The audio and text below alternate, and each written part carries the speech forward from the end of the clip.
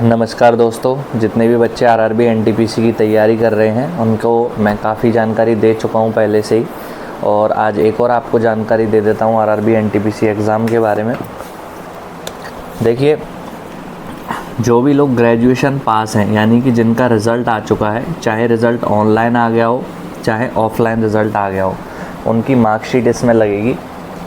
इसीलिए graduation pass वाले ही इस फॉर्म को अप्लाई कर सकते हैं। जो लास्ट डेट है 13 अक्टूबर तक, यदि आपका रिज़ल्ट आ जाता है ऑनलाइन या ऑफलाइन किसी भी तरीके से, तो आप उस मार्कशीट को डायरेक्ट इसमें लगा सकते हैं।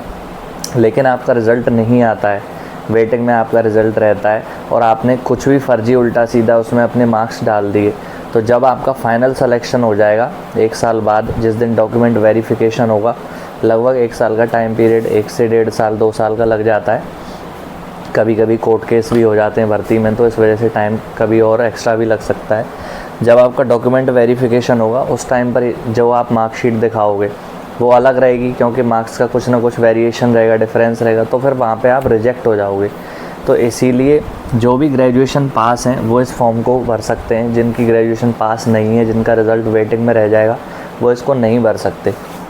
आप लोग जो वैकेंसी 21 सितंबर से स्टार्ट होने वाली है उसके फॉर्म आप भर सकते हैं। उसमें 12th पास वाले, जो वैकेंसी 21 सितंबर से स्टार्ट होने वाली है उसमें 12th पास वाले अप्लाई कर सकते हैं, जिन्होंने 12th पास कर रखा है, चाहे वो किसी भी स्ट्रीम से हो, चाहे साइंस स्ट्रीम से हो, चाहे कॉमर्स से हो,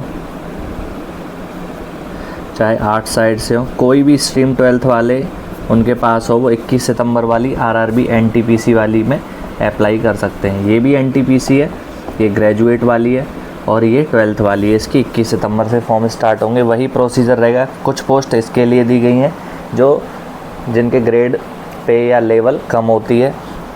ये दोस्तों, ये जो पोस्ट होती हैं सुपरवाइज़र वाली नहीं होती हैं। ये जो पोस्ट हैं ऊपर वाली ग्रेजुएशन वाली, ये सारी पोस्ट सुपरवाइज़र की होती हैं। अब बात करते हैं, एक बहन ने हमसे सवाल पूछा है कि सर, अगर मैंने गुड्स ट्रेन मैनेजर का पहले नंबर पर प्रेफरेंस दी, देखिए इसमें 5 पोस्ट हैं, मैं आपको बता देता हूँ। इसमें 5 पोस्ट हैं। पहली है चीफ कमर्शियल क्लर्क कम टिकट सुपरवाइज़र, ये है CCTS। स्टेशन मास्टर JAA, उसके बाद सीनियर क्लर्क और है गुड्स ट्रेन मैनेजर। ये 4200 ग्रेड पे, ये 4200 ग्रेड पे, ये तीनों 2800 ग्रेड पे की हैं।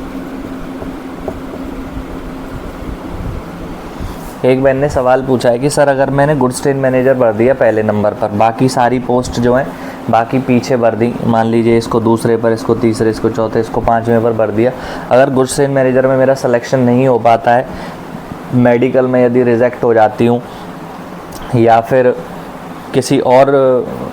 मेडिकल में रिजेक्ट हो जाती हूँ, या इसके लिए मेरिट हाई चली गई, तो मेरा सिलेक्शन बाकी पोस्ट में होगा। तो हाँ दोस्तों, यदि इसकी मेरिट बाकी पोस्ट से ऊपर जाती है गुड्स ट्रेन मैनेजर की, तो बाकी के लिए आपके पास मौका रहता है।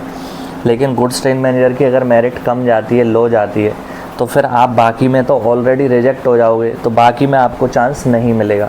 यदि मान लीजिए आपके मार्क्स ज़्यादा हैं, आपने पहले नंबर पर गुड्स ट्रेन मैनेजर रख दिया, इसके मेडिकल में आप रिजेक्ट हो गए, तो बाकी आपके पास चांस हैं, क्योंकि स्टेशन मास्टर के मेडिकल में भी आप रिजेक्ट हो जाओगे। इन दोनों का तो सेम ही रहता है।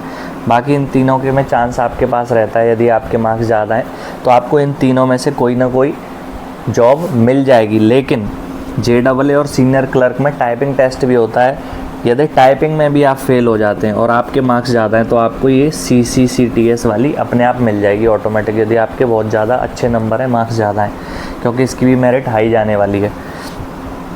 और अगर आप टाइपिंग टेस्ट क्वालिफाई कर देते हैं तो इन दोनों में से कोई ना कोई आपको मिल जाएगी। तो ये कुछ प्रोसीजर रहता है। आप एक ही पोस्ट का फॉर्म चाहे तो एक ही पोस्ट का भी भर सकते हैं। इनमें से आप पोस्ट प्रेफरेंस केवल एक ही को दे दीजिए। यदि आपको गुड्स ट्रेन मैनेजर पहले नंबर पर रखना है तो आप पहले नंबर पर उसको रखिए, बाकी पोस्ट प्रेफरेंस में किसी को भी न भरें। यदि आप चाहें तो बाकी सबको भी पोस्ट प्रेफरेंस में नीचे भर सकते हैं। अलग अलग फॉर्म किसी के नहीं भरने हैं, एक ही जोन से फॉर्म अप्लाई होगा आपका और सारी ये पाँचों की पाँचों पोस्ट एक ही फॉर्म में कवर हो जाएंगी।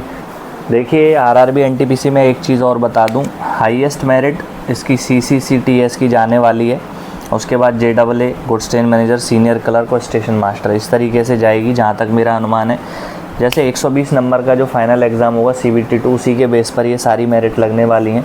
उसमें आपको ज़्यादा से ज़्यादा नंबर लेके आने, ज़्यादा से ज़्यादा मेहनत करनी है। और ये जब आपकी पूरी कोचिंग हो जाएगी उसके बाद जितने ज़्यादा प्रैक्टिस सेट लगाओगे, मॉक टेस्ट लगाओगे, प्रीवियस ईयर क्वेश्चन लगाओगे, उतना ही ज़्यादा आपका स्कोर अच्छा आएगा, उतने ही मार्क्स आपके ज़्यादा आएंगे।